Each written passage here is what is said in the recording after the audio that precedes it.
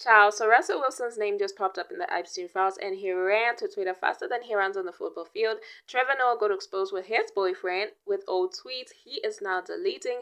Lil Wayne is online crying about the Grammys like it's 2009. Megan has been ordered by a judge to pay legal fees.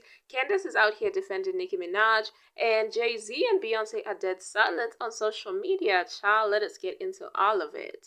Start with Russell Wilson because when I saw his name in the Epstein files, child, I almost choked. So Russell Wilson, Sierra's husband, NFL quarterback, Mr. Perfect Family Man, his name showed up in the recently released Epstein documents and he did not waste any time addressing it. So he tweeted, "Nope, absolutely not. Not today, Satan. Some random plane broker tried to sell me a plane. I had no idea whose plane and never bought the plane. Never talked nor never met the man. Thank God."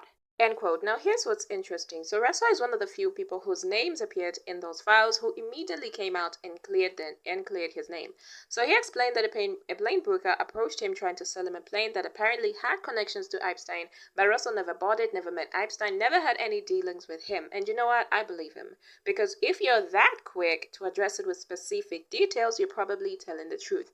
But notice how Russell felt the need to clarify immediately while other people whose names are in the files are still on mute. Beyonce and Jay-Z are still quiet. Rihanna is also quiet. And we also have call logs from Epstein's phone where Rihanna actually called him not once, child. Why was she calling Epstein? And we have this file that was labeled Rihanna video. So what Rihanna video are we talking about? Why haven't these people come out to clear their names and say they're not in any way associated with him unless they are associated with him allegedly? And someone in the reply said, and I quote, "They're purposely name-dropping random celebrities to skew the credibility of the files to make it appear that they're not trustworthy, even when it comes to one who really didn't want anything to do with Epstein," end quote. And that is a very valid point. So by including people like Russell Wilson who genuinely had no connection, it makes the whole documents seem less credible. So when actual predators are named, people dismissed it as unreliable or as fake. But Russell cleared his name immediately. Child, I can't say the same for everybody else. Now let's talk about Trevor Noah because, child. Now, after Nicki Minaj clapped back at him following his Grammy jokes, the internet went digging and, child, they found some very interesting things. First, there's allegedly a video circulating of Trevor Noah with his supposed boyfriend after Nicki alleged that he is gay. Now, I haven't verified the video myself, but people are talking about it and saying Trevor's been in the closet while making jokes about other people's personal lives. But what's verified, child, and what we have receipts for are Trevor's old tweets that he is now deleting. So back in 2009, Trevor tweeted, "Today, because of allergies, I woke up and my face was puffy and swollen. I looked like I was in the car with Chris Brown."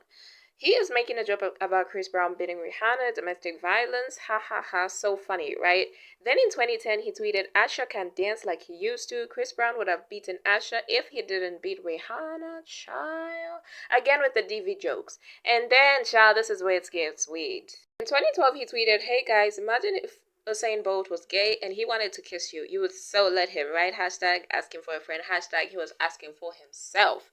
And then he tweets about children. So he says people who have children should be arrested for tempting child molesters. Hashtag Swaziroos.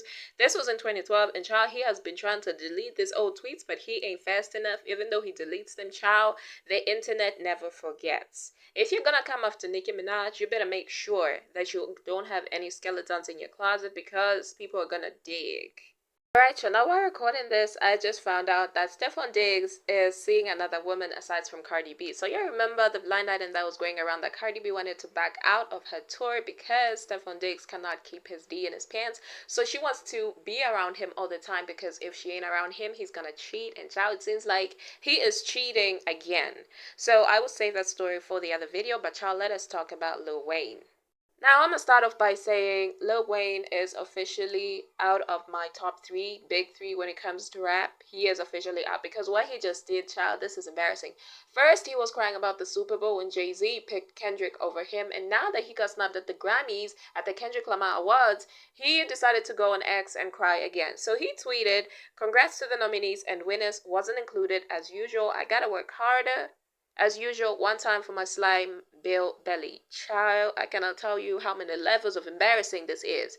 He is a legend. He is one of the greatest rappers of all time. The Carter 3 is a classic. He's got multiple platinum albums.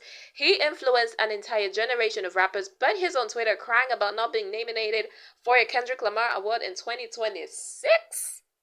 This is why the three of them can't come together. So Nicki Minaj has completely boycotted. Drake has completely boycotted, but then here is Lil Wayne crying about a Grammy. So he still wants a Grammy. So child, they cannot work together in taking down Jay-Z, Beyonce, and the rest of them. They can't. He must have been high on something. He must have been drunk or something. I don't think he was. Child, ain't no way, man.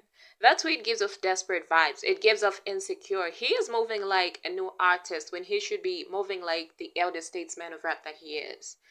My goodness. Anyway, child, now let's get into Billie Eilish because, oh my goodness. After that FI speech she gave after she won her Grammy, people have been dragging her left, right, and center, child. So people started researching. So she lives in a $40 million mansion in La Cañada Flintridge in California, and that land is considered unceded indigenous territory belonging to the Tongva and the Chumash Peoples. So Billie is literally living on stolen land worth $40 million while telling other people no one is illegal on stolen land. So if Billie really, really, really believed what she was saying, she would give that mansion back to the indigenous people it was stolen from. So that's what people are dragging her forward. They're saying she needs to give back her $40 million mansion. Child, it is $40 million. You honestly think she's going to give it away for free?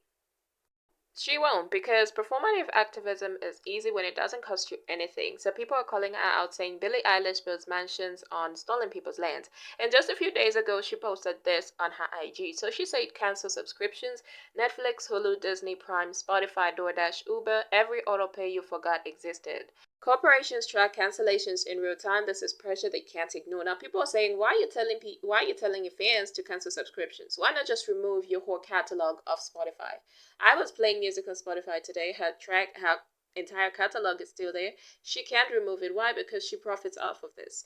This is what people are fed up with. Celebrities saying FIs and that's it. They don't do anything to actually show their support and wear these pins, except if they say one or two words and, maybe people cut them slack and then people be like, oh, at least this person said FIs and whatever.